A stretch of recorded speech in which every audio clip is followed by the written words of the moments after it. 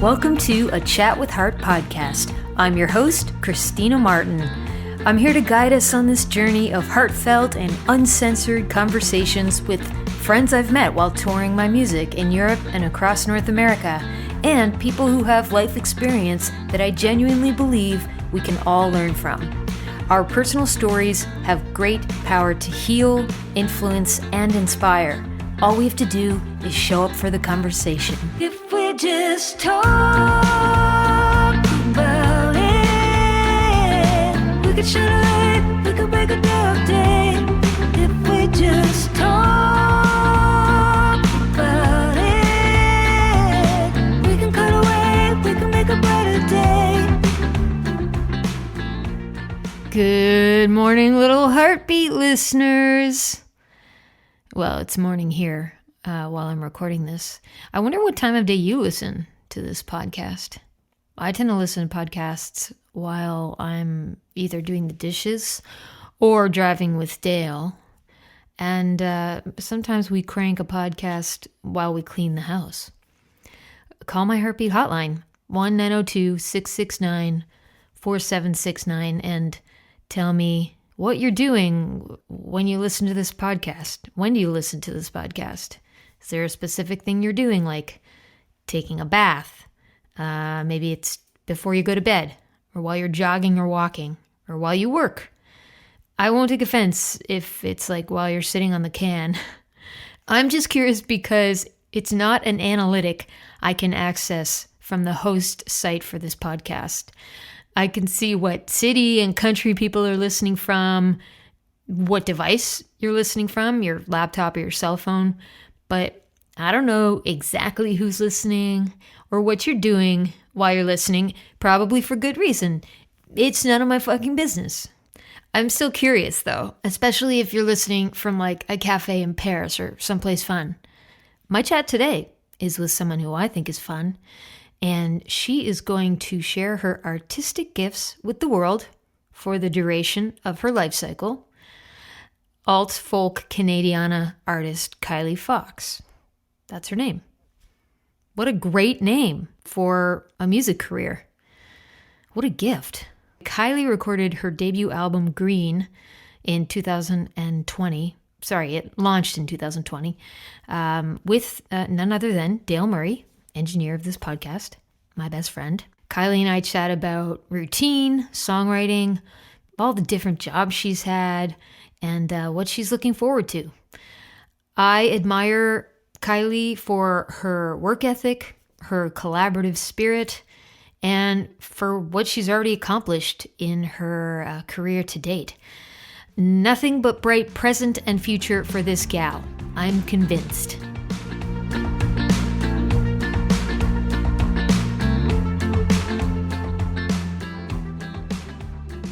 You look glowing. Your skin. You look airbrushed. Do you have some sort of filter on? I'm like, what is going on? Okay, first of all, I am glowing. I mean, because of the products that I use, which is basically just oil. So the oil helps you glow for sure. But there is a filter on this, and it was something I selected honestly in the back end of Zoom, and it just softens everything and smooths out all my lines, I suppose. Yeah, you look like Eurovision. Thank you. Eurovision or a vision? You are a vision. Thank you. How important is your environment to feeling like, okay, I can get creative now? Or can you just write anywhere? There's so many things at play. I think you're always aware of the people that are around you and the noise and the movement. And I really feel tucked away where it's a little more rural. We're not in Fredericton. I do wonder if I had a studio downtown, if you can sense all of that energy around you, how that would affect your creativity and your focus. I think that plays in greatly. If there's someone upstairs, there's an upstairs. I said this was our house. Maybe. You said you bought it. You said it was yours. You owned it. Yeah, we own this. And I could keep that illusion up, but ultimately it is not ours. We're renting it. And there's an Airbnb upstairs. So if I know there's someone upstairs at completely changes how I practice and how I write. So I kind of have a schedule. First thing in the morning, normally I'm alone here. And normally that's the best time to write anyway. Yes. Go on. I love schedules, and it talks about, routine. Well, I'm always trying to finesse my routine. I feel like I need routine, but I get bored of my routine so often. A lot of times, I also really prioritize physical health and working out. So I'd get up and I'd work out, I'd shower and get ready for the day, and then I'd sit down on my desk and try to be creative. And I found that was more difficult than working out later in the day and almost waking up and coming right to the desk to start writing. Even if I don't really have a song in my head, sometimes I'll pull a prompt. I have like a little jar of prompts. I like that. Yeah, because some artists will say that they wait for songs to hit them. I was like that. And sometimes you just wait around for that monotonous moment when you're like washing the dishes and you're struck by a great idea. Or I find great ideas come to me when I'm doing something monotonous. Like you're almost hypnotized. Like when you're driving, you've got a lot of time to think because your body and your motor skills are taking over, and your brain kind of goes into this subconscious place where it can be creative.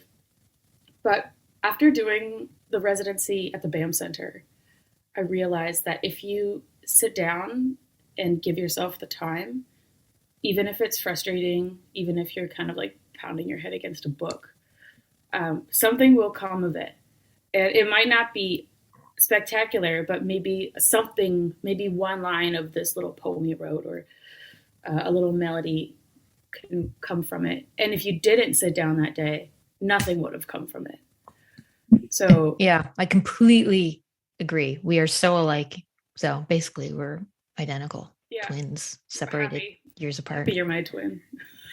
Speaking of physical activity, so first of all, yesterday I thought I was having kidney failure. I called 811. The nurse told me to take a pill and call back if things got worse, and they didn't. They got way better.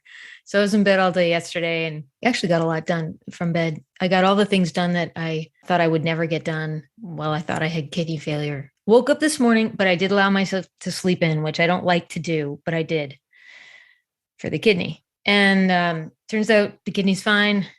It's probably just a pulled muscle. I was taking out the compost, and the sun hit me. It's so warm here today. And right away, I was like, I'm going to go for a jog. I'm going to listen to Kylie Fox's music. And your music does lend itself to jogging and physical. It doesn't.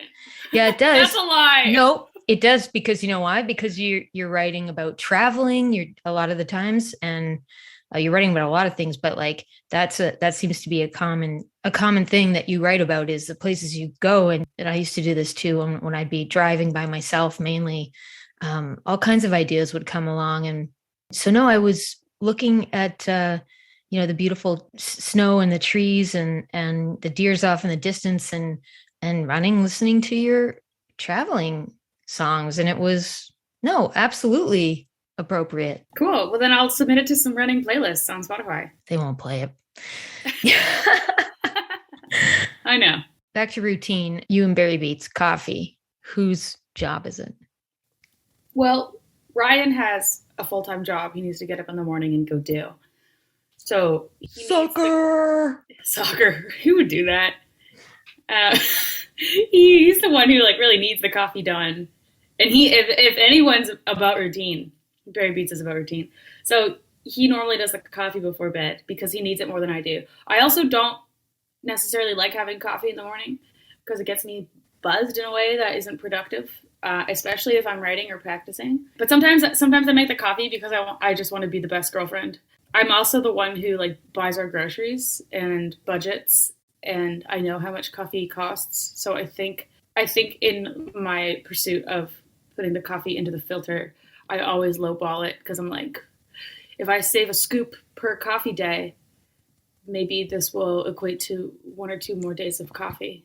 You're the one who watches the money, and if a scoop of coffee is going to save you a couple cents, you will try that. But it didn't work out this time, did it? No, it didn't work out. I really would have preferred if I had just made the coffee the right way. Oh my God. You're such a hard worker. Let's run through the different jobs you've had and talk about them. I love this topic. Okay. My first job was an acting instructor at the Interaction School of Performing Arts in St. John. With Chuck. With Chuck. Yeah, that's how we met. I loved Chuck so much that I made us a bowl that said Kylie and Chuck's bowl that we shared. That's not at the same time. Okay. We were just really good friends. You're so thoughtful. That is really sweet. That was a great job. Then I went to university and dropped out and came home and had a couple dreadlocks and looked kind of like beatnik, like stick to the man. And I was really hoping that I would travel, but I couldn't get a job. The only place that would hire me was the pumpkin patch. The pumpkin patch. It's a farmer's market in St. John where most people go to get ice cream. I was going to say pumpkins, but... And pumpkins. When the time is right, they go there for pumpkins. But, you know, when the time is right, you work there. It's like a rite of passage to scoop ice cream, just not when you're 19. That tied me over until I decided to go back to school. I went to Mount Allison next. And the summer after my first year at Mount A, I started tree planting. Ooh. Planted for 3 summers. Did you get Christmas tree toe? No, but I got some sort of weird fungus that crawled up my leg. Awesome. Yeah, it was really itchy. It wasn't an STI? Not on my leg, no. I don't think so.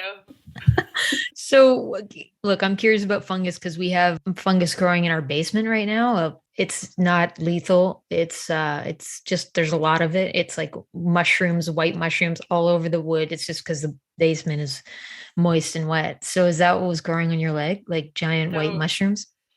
Yeah, kind of. I propped my leg up on the counter of the pharmacy, the local pharmacy, and I said, "Help." You didn't think go to a doctor? No, you don't have time to go to a doctor. Oh, it was like while you were tree planting, you're like... Yeah, and so, you know, what it is you're wearing your leggings and you've got like 2 pairs. You wear wool socks because they absorb water better. But a lot of the time you plant in the rain and then your gear gets wet and there's no way for your gear to really get dry. There's a dry tent that like blows hot air into it, but you're sort of just living in the muck for 3 months.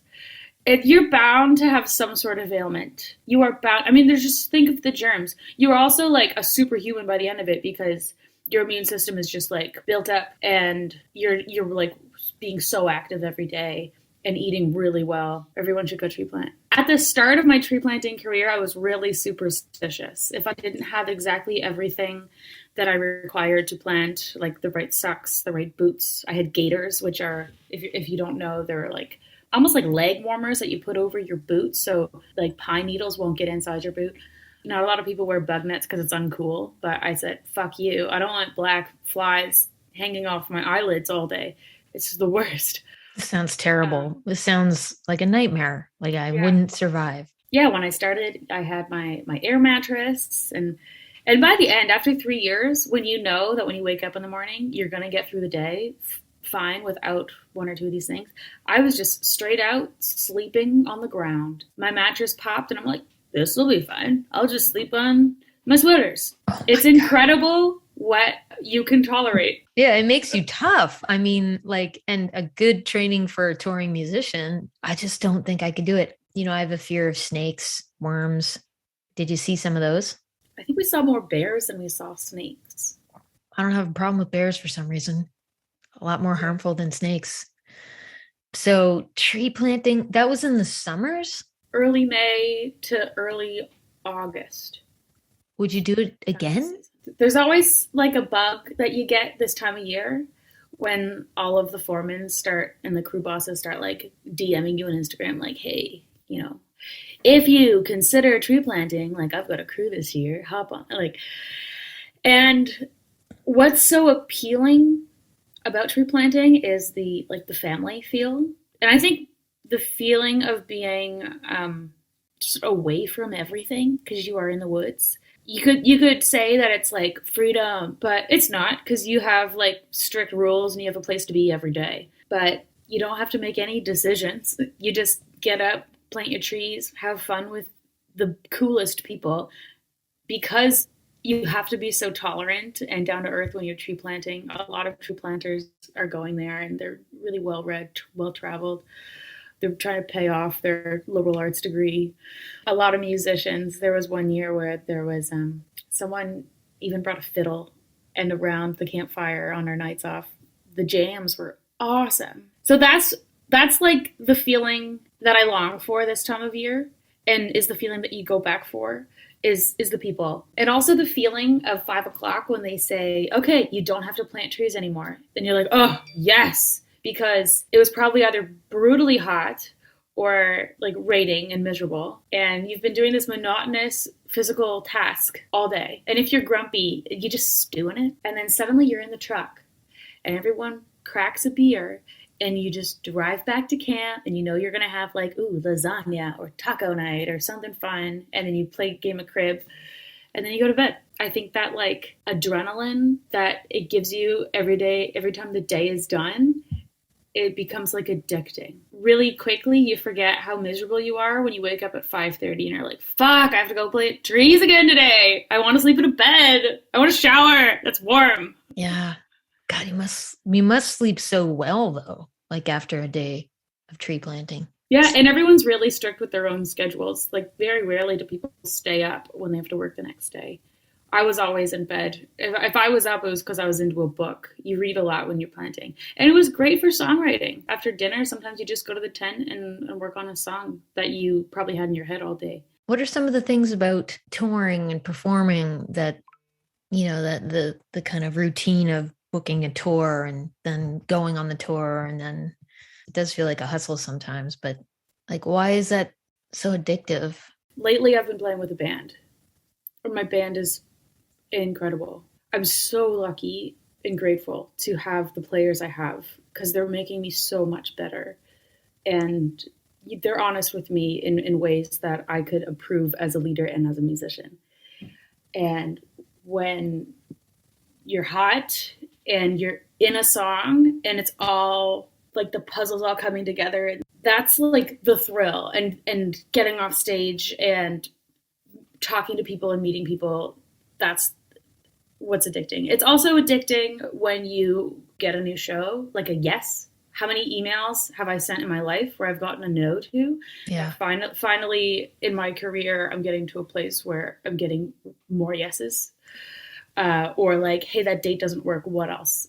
Nice. What other date could work? And that's been really exciting because I started booking shows when I was in university and had no concept for what was normal or appropriate. And I would hustle people on Facebook, and I had nothing to show for myself, no music video, no music released at all. And I really admire my 20-year-old self for putting myself out there so much, because that's how I learned. Yeah. So yeah, it's addicting when you start booking shows and you get a yes. Agreed. A little bell goes off whenever. Yeah, that's and something. You can write it in the calendar, and you're like, this one crossed off. That's done. Awesome. Touring in itself is hard. It's not like a dream or a book, and you have to balance the personalities around you, especially as the band leader. You sort of feel responsible for everyone's mood and what they need, whether they're hungry or whether they're forgotten something, or, you know, are they really comfortable where they're staying? Like, that's kind of a bummer side to touring. And also when I'm touring by myself, sometimes it's lonely, but touring by myself, it's also not having to worry about the other feelings. Like, as I said, I'm very tolerant. So if I get lost somewhere, the only person that is going to be frustrated is me. And I very rarely get frustrated when I get lost because I expect it. Getting back to your jobs, tree planting, what came after tree planting? I worked at the YMCA at front desk, and then I worked at Dooley's, and then I worked at Pepper's Pub in St. John, and then I worked at Mel's Tea Room, wow, the little diner in Sackville. And then I worked at Moosehead Small Batch. And then I started supply teaching. And I supply taught for 3 years. And then the world shut down Right. in 2020. And that summer, I became this is the random one, a personal service worker. I was living in an old folks condominium complex, and on the bulletin board in the parking garage, there was a couple looking for some help. And he had Alzheimer's, and she wanted to golf and hang out with her friends and have a life. So I would basically go there and just make sure he was okay, make him lunch. We'd do a puzzle together. He'd tell me stories, and I would also clean their house. So that was a random one, but it got me through that summer. And then I started working at Moco, which is an Italian restaurant here in Fredericton. And then I started working at TNB, and I teach music to the musical theater classes in the senior class is Monday night and the junior class is Tuesday night. And I'm working with a cool initiative now called the Spirit Project, where I'm writing music for, it's like a collaboration with L'Arche, which is kind of a supportive community of adults with intellectual disabilities. And they've partnered with a theater company here in Fredericton called Solo Chicken. So we've got a project where we're putting a big show together. They toured a show called We Are Luminous before the pandemic, and now we're working on a second show, and I'm writing and scoring the show. Congratulations. That's amazing. Thank you. I love L'Arche. I'm familiar with the L'Arche community. It's exciting. Yeah, it's been a really cool and challenging experience. And I'll kind of be an artist in residence in the fall when I will take each member and write a song for them that will sound like how they are. Mm-hmm. Like I want the music and also the lyrics, if there are lyrics, to just be to capture their essence. So that's what I've been, that's the job trajectory. And I like that as I got through the list near the end, things started to make a little more sense. I guess throughout I've been a professional musician as well. You were here in our house working with Dale Murray, who also happens to engineer this podcast. And congratulations on your beautiful album, Green. You also before that had an EP and a Christmas single. And there's another single out now with Nikki Gallant. Am I missing anything? That is all. For now, I guess these past couple of months have been awesome. I got a creation grant from Arts NB.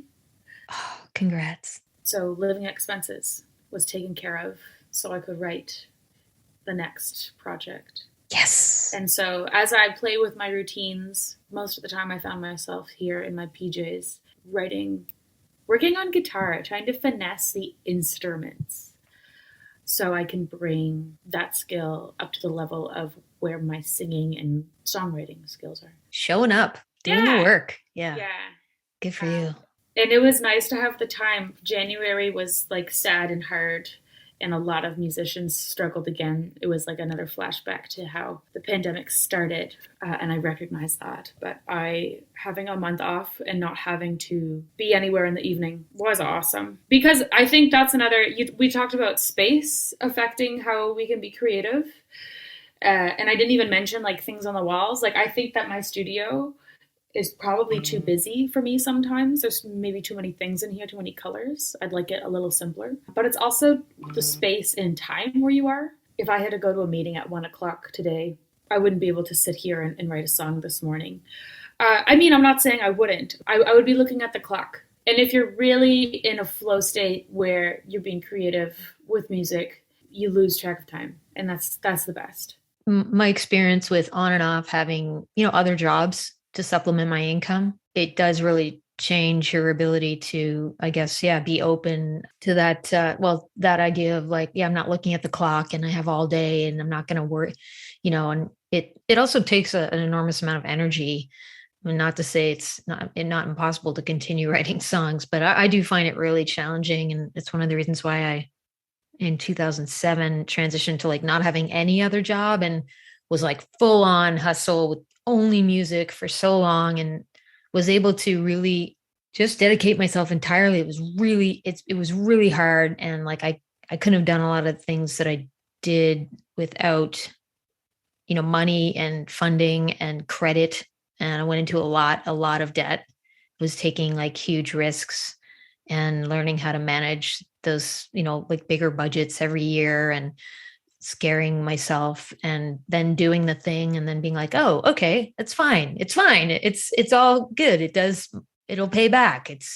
But not knowing, right? But anytime I've had to like take some other job to, help pay that debt, or times were slow. Like sometimes you just can't get the gigs that you need to pay all the business bills. And that was really hard on creatively, like to find that energy to just be a musician. And so that's one of the reasons why we do rely as artists on artist residencies and funding. And because even being creative is I don't know about you, but like when I write a song, I got to take a nap.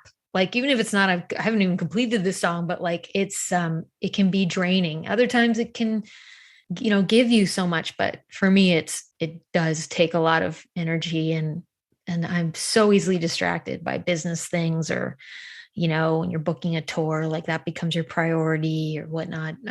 There's a million things to do, as you know, when you're planning for an album launch, a single launch, all the little creative details and business details, and managing your catalog, and just planning the videos and the artwork and the posters and the time on the poster, and where is the time on the poster, and can anybody see the time on the poster?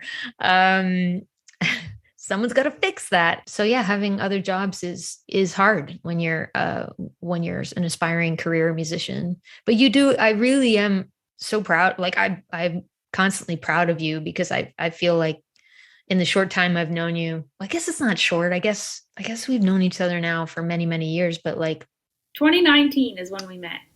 Okay, that's a short time. That's a short time. It feels like a long time ago, because I think anything before COVID feels like a long time ago. And we met at the ECMAs. I saw your show. On Prince Edward Island. Yep. And thank you for coming to that show. I loved it. I was blown away in your little fringe jacket, and you came right down the aisle and sang, and your songs rocked, and you just had this like air and aura about you. And I snuck alcohol into the venue. Yes. I had like a couple of, I think like the seltzer drinks were still like on the rise, like there weren't White Claws yet. So I had like 2 of them, and I drank them as I watched you. And when I went to introduce myself to you, I went up to tell you how great I thought you were. Your first thing that you said to me was, "Are you high?" Because you seemed so chill, so like relaxed, and I'm not. And I was like, oh man, I wish I could be that chill. Yeah, that's why I said that, because it's like she seems so cool. I'm chill. Like I'm super cool. I'm the coolest. You are really cool. That gig, we showcase. You're doing more and more of these showcases too, and they are so important. And sometimes you do them and nothing comes of it. And that show, I remember there's at a music conference, there are a lot of other shows going on. You're not necessarily going to pack the house. We played in this beautiful church, but there was a gentleman there who books the RBC Ottawa Blues Fest. And from that gig, we landed an opening slot for the Killers on the main stage at the Ottawa Blues Fest in 2019 with my band. And it was just one of the coolest opportunities, one of the coolest ones we've ever had, as a band. So thank you for coming to that. I want to touch on your not feeling like you want to play music. And I guess I'm wondering, sometimes I just don't feel like it. Almost I've booked myself these shows, and so my day is spent preparing for them, but I'm also like writing an album, and I'm also promoting the shows and booking later shows. And it's just, why have you stepped back And is this too personal of a question? Or No, it's not personal. It's sort of perplexing to me because for years that was what I did. I was constantly booking shows and thinking 6 to 8 months or more ahead. And it was like my everything apart from writing songs and even before COVID, like a couple years before, when we would go on way on tour overseas, I would get sick and usually, and I just found it really hard to maintain the pace of what I was doing and everything on the side in order to just keep things rolling, like financially. And if I got sick, it just made everything harder. I could do so much if I felt mentally and physically fit. I, feel like I could take on the world and then I would, if I got sick on tour, I just remember thinking, God, this is killing me, like I want to stick around, like I want to sustain something. And then there were things that I would say yes to because I was afraid if I didn't, I would not have the money to pay my bills and keep this going. And it started to feel like I was making decisions based on my fear and not because like I doing things because I was afraid if I didn't, this would happen. And I just found it very exhausting. And then, so that on top of just getting sick on tour and it being very painful and the worry about like, well, if I want to cancel, but I can't afford to. And I started thinking like, how can I do less shows, but do more meaningful shows? And started asking myself, what does that look like? What do I really want to be achieving with my music and when I do play a show, how do I make it count? So doing less, but packing more of a punch, I suppose, being able to work from home more, writing more, honing my craft more. And then I launched my Patreon to help support that. Then COVID hit and that kind of reinforced a few things for me. And, not just COVID, but like the environmental crisis that we're in. So maybe there'll be like more space for booking tours in the future. But right now I'm just like,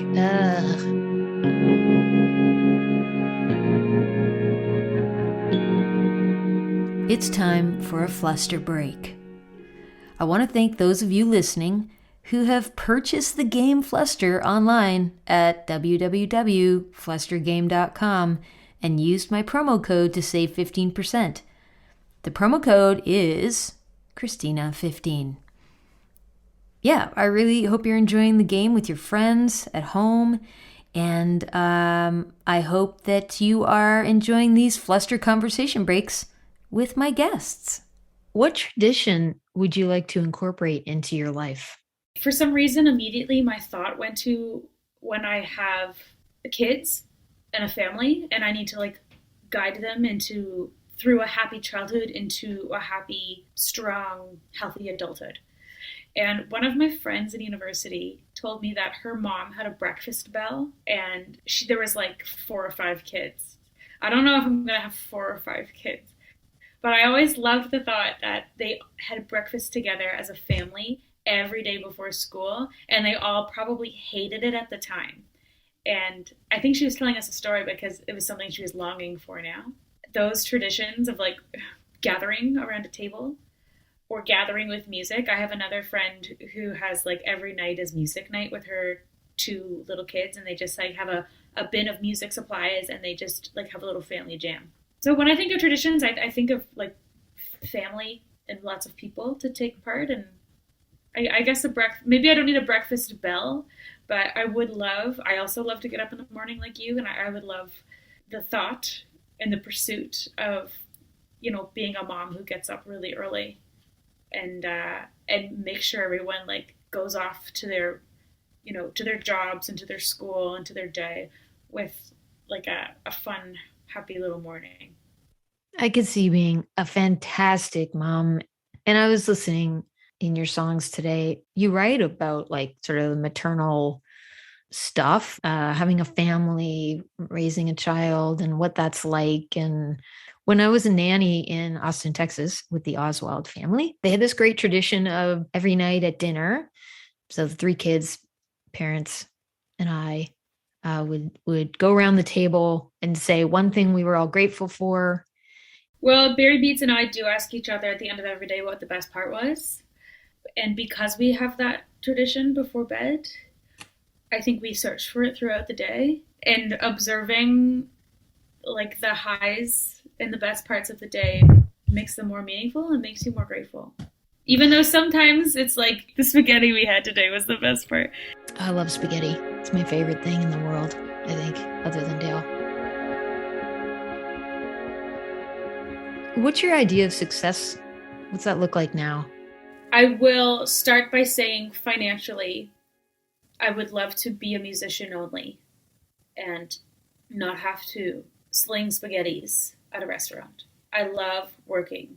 I love serving in restaurants. And it's only like 2 nights a week and the tips are great. And it's a very minimal time, a lot of energy. But I would love to get to a place where I don't need to supplement income. That would be a huge success for me. Would also be to feel like my music was making an impact. It's at some capacity where I felt like it was really being listened to on a broader sense, and something about it was a little different or something new, a new idea or a new perspective. Oh, well, it already is. So that's a win. So I'm feeling more successful. I mean, there was definitely a point when I thought the sign of success for me would be to play the ECMAs and have a studio filled with instruments that I call my own. Those things have happened. Yeah, old news. I was just talking to Dave Carroll and was reading his book, United Breaks Guitars, and his mark of success was being able to earn a living as a musician. And it's no easy feat. It's definitely possible. Sometimes you have to do other things and it takes you away for a bit, and you always find your way back. But that resonates with me for sure, is that like I'm successful because I'm making a living doing exactly what I feel like I'm supposed to be doing. There's so many big, heavy things that's in the media that we see every day, that we're hearing about on the radio, that like, are we entitled to the space to perform and to ask people to come into our music? Or is that the essence of our job, is to give people the space where they don't have to think about those things and come enjoy and be entertained and learn something new that has nothing to do, or shines another light on the things that are going on in the world that are tricky and hard to process right now. I barely use Twitter. I go through Twitter phases and I'll post really silly things about like toast or how good I am at parallel parking. And I'm like, this is so littered with important, informed, and also junk things. So what's the point of me posting this? Like, why does it matter? And I think as an artist, every artist will go through those thoughts of like, what space am I entitled to and is productive, and is the art is it adding to anything, or is it kind of for me? I always think it's important to practice just being yourself and authentic. And so whatever, if you want to talk about toast or avocados or love or all those things, then and that's important to you and you feel like, yep, this is what I want to do right now, and this is who I am right now, then I think practicing that authenticity and that the freedom to be able to do that, we should always do that. What's on your bucket list coming up here in the next year or 5? There are definitely a lot of places I like to travel, and I would like to have a family, and I would like to have a tour that someone else books for me that takes up like a lot of my time. And I guess this is also like the last question of success. I'm self-managing. I book all my shows. I make myself accountable for everything that has to do with my own career right now. But like the weather station just like released an epic looking tour, and Ben Kaplan is going on a cross-country tour and taking Tara Spencer with him. Like something like that, where I don't have to deal with the venue. I can just show up and we play night after night, and we have a couple days off, and we see parts of the country or parts of the world that I wouldn't otherwise see because of my music. That is what I want. And I want to play Massey Hall. Yeah, okay. That's good. And I want to play the Imperial Theater in St. John, my hometown. And I want it to be sold out. All those things are completely achievable. So I know. If they weren't, I probably wouldn't be doing this.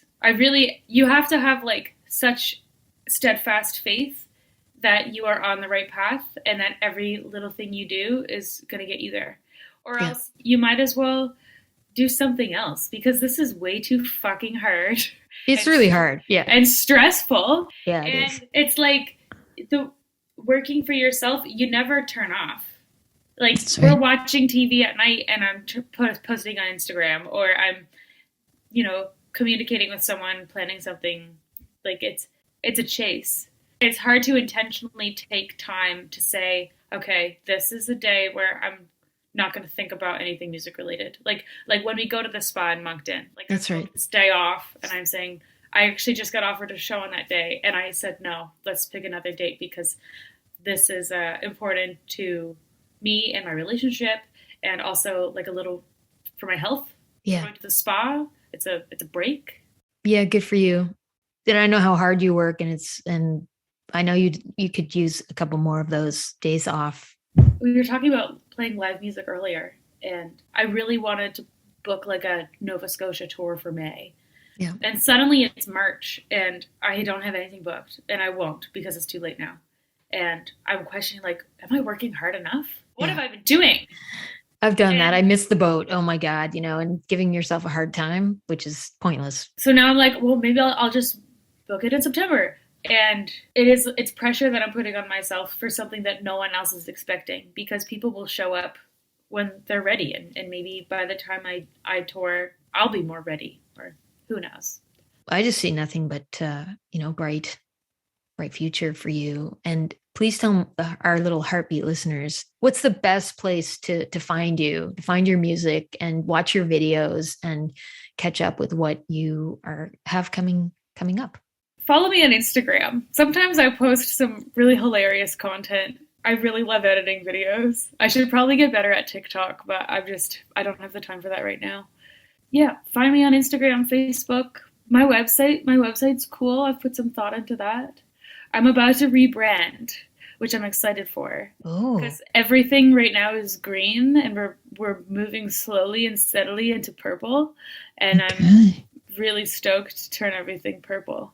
And if you want to see that happen, follow me on Instagram, Twitter, where I'll talk about Toast and how good I am at parallel parking. Wonderful. Thank you. Thank you for this chat with Heart, and for all your support all over the years. This will be the best part of my day. Oh, thank you. Welcome to the Heartbeat Hotline, 1-902-669-4769. I'm the host of A Chat with Heart podcast, Christina Martin, and I'm so excited you called. Leave me your question, a suggestion for the podcast, or a comment about this episode. Please be aware your message may be used on the podcast and social media. Tell me your name, where you're calling from, and it's also fine if you want to remain anonymous. Thanks for listening. Have a great fucking day. A Chat with Heart, produced and written by me, Christina Martin, co-produced and engineered by Dale Murray. Check out Dale's website, dalemurray.ca. The podcast theme song, Talk About It, was written by me and recorded by Dale Murray.